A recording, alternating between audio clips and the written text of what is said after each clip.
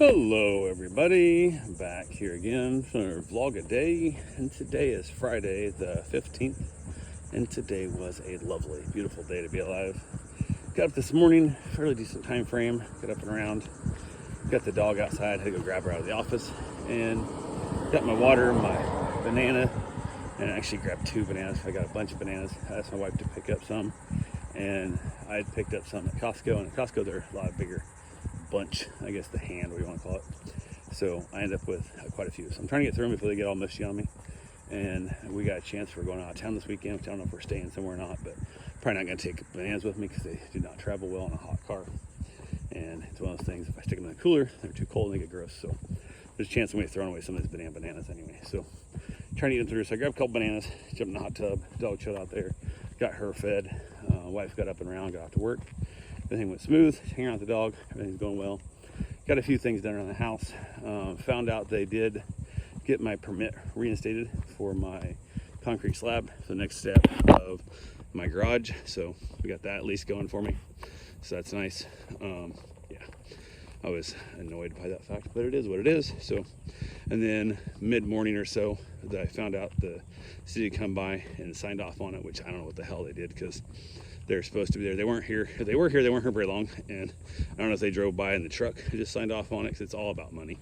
It's all about paying for permits and inspections. And I think it's, I don't know how much it costs each time, but everything come out. Like the one time they did this, the patio slab, the inspector come out, they're supposed to come out and inspect it multiple times. And he signed off on both things at once and did not actually inspect shit. Like he didn't even pull a tape measure out, didn't even check it. And I'm like, holy crap, that's terrifying. So we had him come out later for tax assessment to charge us more money for taxes. And she also didn't even pull a tape measure out. She just took my word. Yeah, looks like that's what you do. So I'm like, the fuck, I paid you guys. I got to pay you guys to do those inspections. And you're clearly not doing inspections. We wonder why we have so many problems with our housing around here. Like not meeting codes because nobody's actually doing the damn inspections. Because the builder's like, oh, hurry up, don't tell me I'm wrong because I want to keep this building and make people happy. But the problem is, these codes are minimum standards. Like, this is a lot like the speed limit. It's technically the speed limit, not the speed minimum.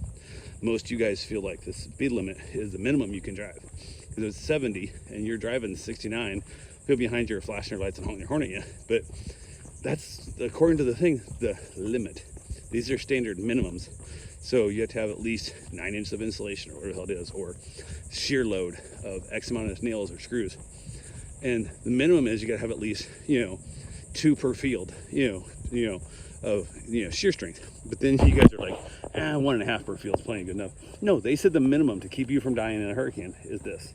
So why not put in 3 per field? Like, just, yeah, everybody wants to just get by as cheap and as lazy as they possibly can.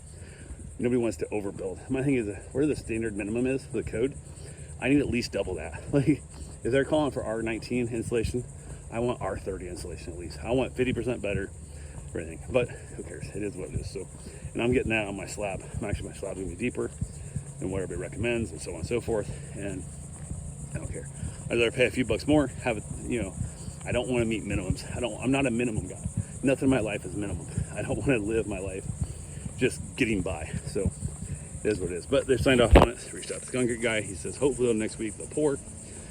So I go paint out because I'm pouring extra deep footings for my lifts. Everything says you only need 4 inch to put a lift up. I'm going at least 6 inches deep in basically 4 foot by 12 foot, 13 foot. I gotta measure. I got it on the blueprint plan that I sketched out on sketch paper, graph paper myself. There's gonna be 2 of those, so I'm set up to have 2 separate 2-post lifts in my garage. I'll mark it on a wall on a chart, so when it comes time, I know where they're gonna land. Although once I put in 2, there's really nowhere it can go except right there. So, but yeah, I'll have it set up, and it's a few $100 extra. I'm paying the guys. We're gonna spray paint out on the plastic. We're gonna cut plastic out, dig the footing down deeper, and then basically start over, backfill it, and we're good to go. So yeah, I'll get extra deal. I'll get 6 inch concrete instead of 2 inch or instead of 4 inch.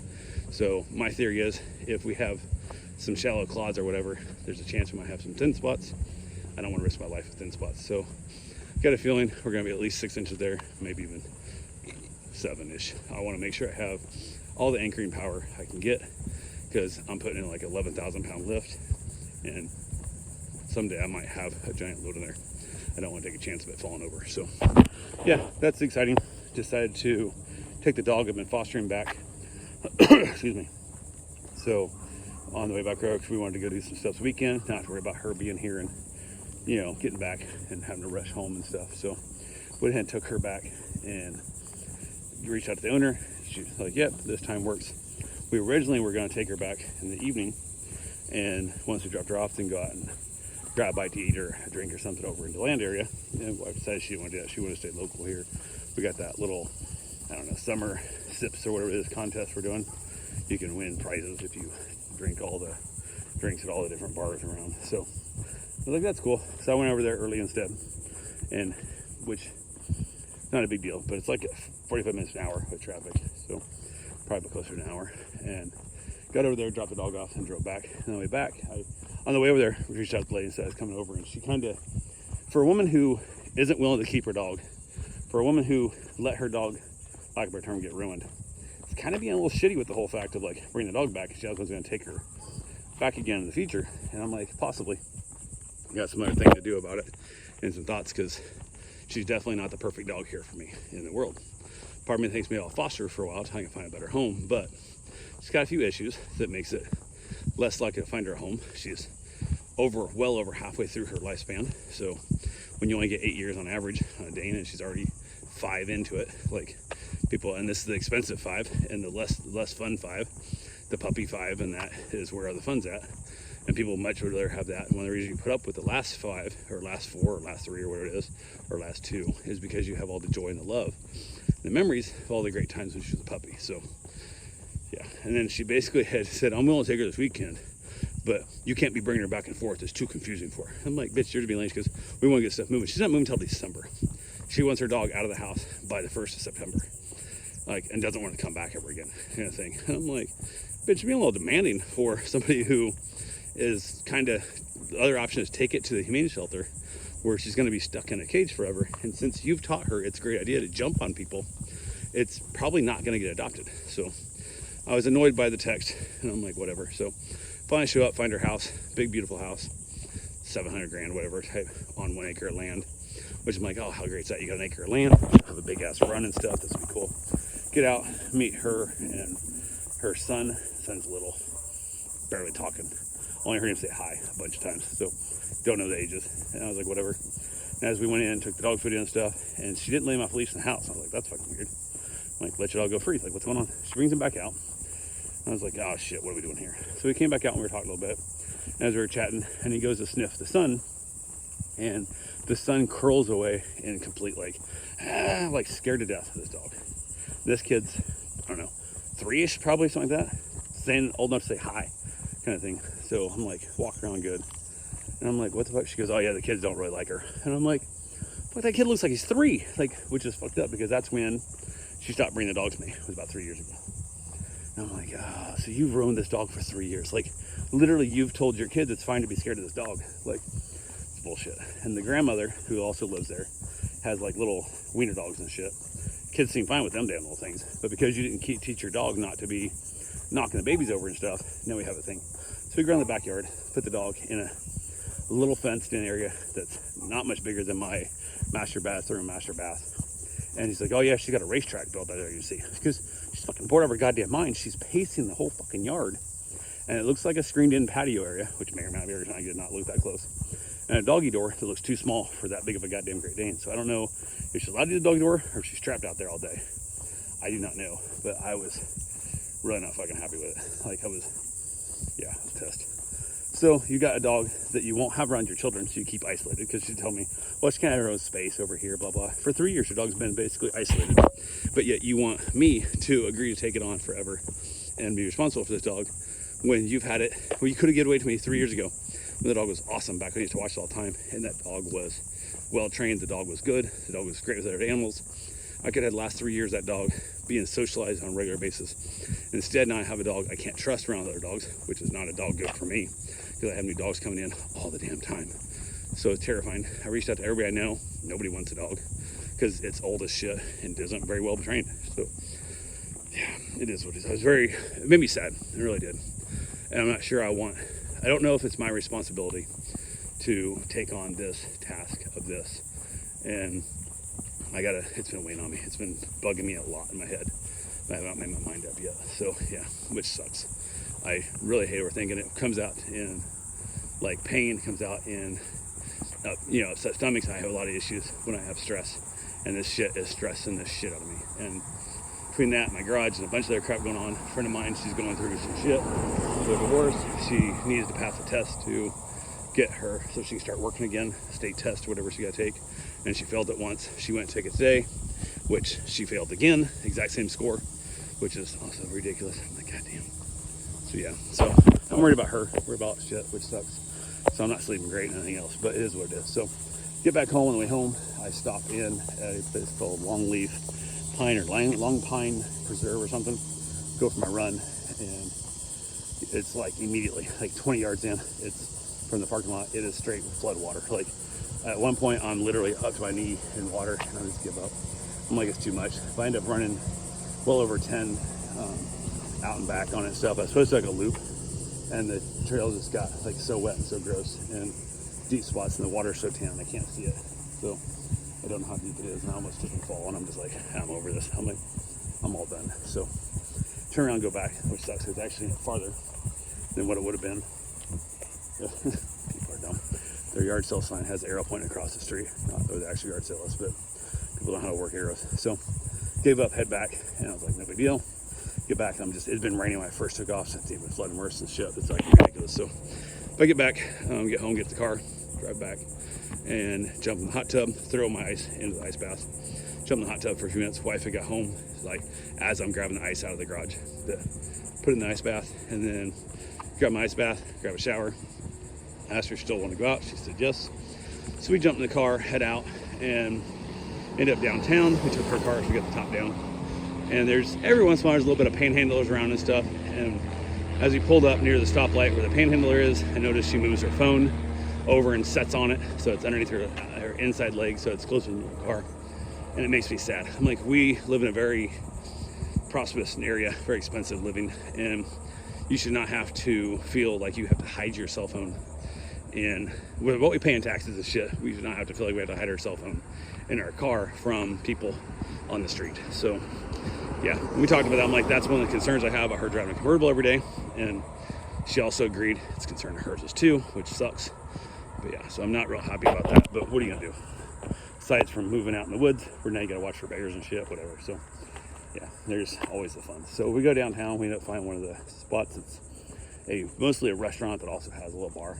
And order our drinks and show them the list, little sipping bingo, say where the hell the program is. And she goes and tells the bartender. So they come back and they're like, hey, can we see that list? We have no idea what this is. We don't know what's going on. We don't know what drinks they are. So I had to get the list to see what's in it.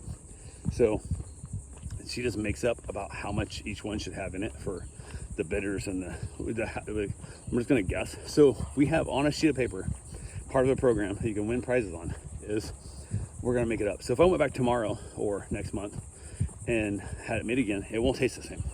So what the fuck are we promoting here? What are we doing with this program? Like, this is the dumbest program ever. So, and they act like this is the first time they've even heard of this program. I'm like, there's posters outside your building for this. Like, how do you not tell your staff what's going on? Staff was super nice, super kind.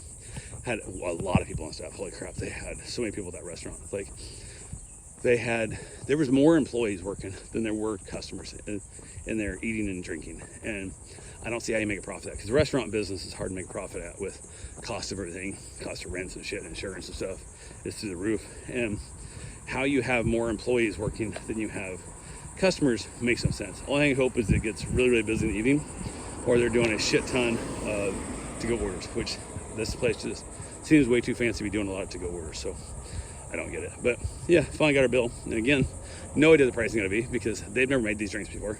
They're making them up on the spot, which wasn't bad. It's $30 for a couple drinks. It's fine. So we checked it out there, got our tip, and we walked around, walked up and down Canal Street, or Flagler Avenue, I guess. Sorry, Flagler Avenue. Walked down the beach side, all the way down to the beach, watched the waves for a little bit, watched some surfers. The sun was just getting dark. So we headed back, jumped in the car, and made a trip back, kind of did some window shopping, stopped in a little cigar bar, lounge thing there, and they got a DJ out front, and the music choice wasn't bad. It was too fucking loud. Like as we come walking up, I'm like, oh, music choice ain't bad. And as we get there, I'm literally looking at my wife like, I would like to sit outside with maybe a cigar here some night, but that DJ is so fucking loud, we couldn't talk. Like, what's the purpose of being a cigar bar and not a fucking club? Like, it's in a nightclub. Like, what the hell? So I walk in, and first thing my wife says, oh, it smells. And it did. It smelled like that somebody had been smoking cigarettes, not bitch. Is what it smelled like. It was, because I know cigar smells. Been in a lot of cigar lounges, and this one had a odd cigarette smell to it. And I was like, well, I guess we're not having a cigar tonight. But there was a tiny part of me that thought, hey, I'd reached out to a buddy of mine, asked him if he wanted to hang out this evening to try some new whiskeys. Never got a response. So I'm like, yeah, maybe we'll kill an hour and a half, 2 hours down here, and I'll buy a cigar out of the shop and sit around here and whatever. My goal was to sit out front, kind of people watch, but it was so loud the DJ wasn't doing that. So I'm like, cool, I'll sit inside here. And her first thing out of her mouth is, oh my God, it smells in here. And I was like, on the way back, I said, she goes, oh no. She goes, it wasn't. I said, no, it was that bad. Like, I thought it smelled bad. I wouldn't want to be there, and I'm only gonna smoke the cigar, you know. So we walked in there, walked in the humidor, and there was few people sitting around. Nobody, like, even really made eye contact, like, hey, how's it going? You know, welcome. Like, hey, you want to chat? Like, blah, blah. None of that. It was a very, I'm gonna sit here and smoke my cigar and stare at that football game, or I'm gonna sit here and talk to this other one person who, by the way, is not smoking cigars and just staring at me while I smoke my cigar, kind of thing. And it had a lot of that, I'm on vacation, so I'm gonna get a cigar feel. Like, they weren't real cigar smokers, kind of thing. It just had that feel. So when I walked in the humidor a little bit and was almost done kind of making my round, the humidor guy came in and basically asked, need any help, anything, blah, blah. So now it's kind of looking around, checking it out. Never been here before. And didn't say, which at that point, be like, oh, welcome to our shop, and da da da. If you have any questions, or yada yada, this is how it works. And we have a liquor bar, and we have beer and wines, and we have whatever. We have, you can smoke inside, clearly. You saw people smoking in there and stuff, whatever. You can have an outside patio. We have this and that. If you're like the only part in that part of the room, you can change the TV, whatever you want to, whatever the hell. You can set up a whole thing of, welcome. This is kind of how our system breaks down. Nope. Just go figure it out yourself. Damn, people suck. But oh well. So we leave there. I'm like, I get the fuck out of here. So we get out, we head out, we walk down, do a little more window shopping a little bit, whatnot. And then from there, we jump in the car, so the top back down again, drive around a little bit, just kind of driving down the road, enjoying the sights, and see people out front of the bar yelling and screaming at each other about the way the guy's trying to park or almost hit him in the car or something. I don't know what the fuck it is. And my mind went, thank God I don't do this shit. Like, I couldn't imagine this being a good time on a regular basis. Like, I just like, no, I don't want this shit. Like, I really don't. So yeah, it is. Oh, that's really turned out nice. This house has been like a disaster since I moved here. And I tried multiple times to find the owner to buy it, and they kept saying, nope, not for sale, not for sale. I'm assuming we went back for taxes. I got busy with my own house and didn't really pay attention to this. But this house had like a hole in the roof and had some major problems. So, but yeah, looks like they did a nice job. I hope they fixed it right and not just slap lipstick on a pig. But yeah, I kept thinking that could be a good money maker because it was in really bad shape. The guy could have bought it cheap, but I tried, never could. I didn't try that hard. I could have tried harder, but I kept hoping. I trying to find out and it popped up, but it sold off market. Never went to market. I did have some keywords out there searching that would let me know if it would hit market, but never hit market that I know of. So my guess is somebody finally got desperate for money in the family and sold it out and went that way. So, but who knows? But yeah, so we get back home and I grab myself a cigar, head back outside, chill out there for a little bit, talk to my friend, and she's on her way back from the test. So we text back and forth and kind of how it went down for her and how much that sucks and whatnot. And she couldn't believe she got the exact same score as she did last time, which tells me that she understands everything, but she's got something, she's thinking of something incorrectly. There's something there. She got the same score twice. That tells me that she's looking at, let's say it's a driving test. If you're looking at the merging, how soon you merge or how often you merge, and there's 3 or 4 questions or 5 questions where it was on merging, she's got that off. So whatever that section is, that was that 23 points, that she answered the exact same way again. So she believes she has it right, but she don't. So I'm not sure how we find out what those 23 points were and how we get her to rethink it correctly. Because if you believe you're correct, and it's hard to retrain your brain. So who knows? Then I headed back in, wife was still up, and watched a little Frasier together. I had myself a little bowl of chips, because that was technically my dinner, and knocked it out. Had 2 bananas after my run also, because I ran 10 plus in the timber. Ended up eating 2 bananas. I forgot to make my hard-boiled eggs. So But yeah, that's all I got for right now. I will talk to you guys tomorrow. Have yourself a safe, wonderful day. Thanks for watching.